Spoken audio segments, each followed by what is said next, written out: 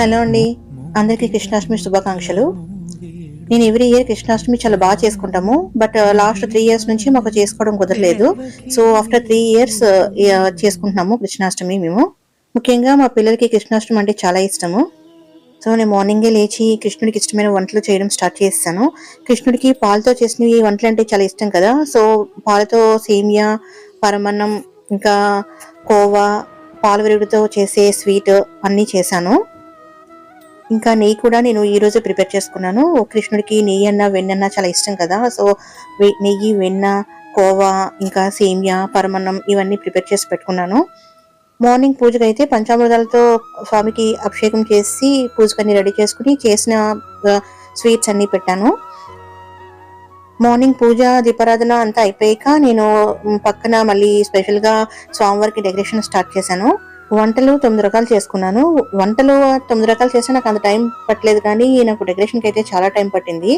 లక్కీగా మా హస్బెండ్కి ఆఫీస్ లేదు, పిల్లలు కూడా హాలిడేస్లో ఉన్నారు కాబట్టి వాళ్ళంతా హెల్ప్ చేశారు. కృష్ణాష్టమికి ముఖ్యంగా నెమలి పింఛం కావాలి. నాకు నెమలి పింఛం అయితే ఇక్కడ దొరకలేదు. మా అమ్మాయికి చెప్తే మా అమ్మాయి డ్రాయింగ్ స్కిల్స్ అన్ని యూజ్ చేసి ఇక్కడ ప్రిపేర్ చేస్తుంది. నాకు ఆల్మోస్ట్ 2 hours టైం పట్టింది డెకరేషన్ అంతకి.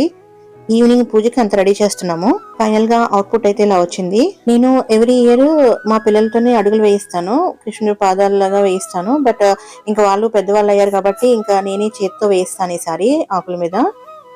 వాళ్ళకి ఓన్లీ డ్రెస్సెస్ వరకునే వేసాను, పాదాలు అయితే నేను చేతితోనే వేసుకున్నాను.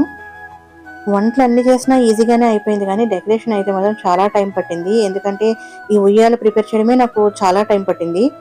ఈ ఉయ్యాలకి ఏదైనా స్టిక్ చేయడమో, అవన్నీ పూలన్నీ మళ్ళీ కింద రాలిపోవడమో, అవన్నీ ప్లాస్టర్తో మళ్ళీ స్టిక్ చేయడం, మళ్ళీ పడిపోవడం, ఇలాగే కంటిన్యూ అయింది.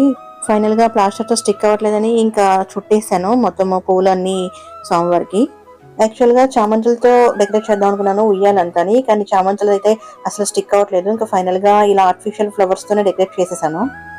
సో ఫైనల్ అవుట్పుట్ అయితే ఇలా వచ్చింది. అంతా బాగా జరిగింది.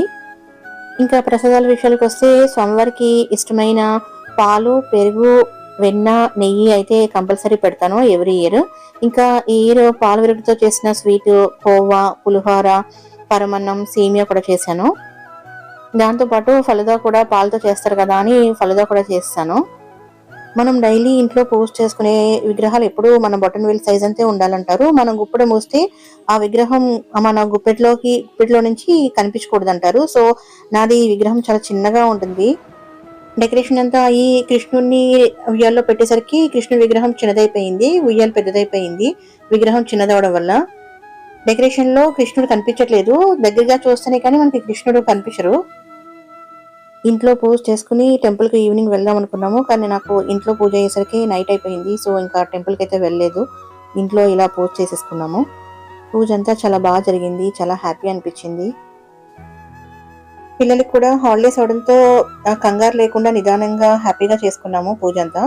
సో ఇదేనండి మా కృష్ణాష్టమి. ముద్దుగారే యశోద ముంగిట ముత్యము వేడు దిద్దరాని మహిమల దేవకీ సూతుడు.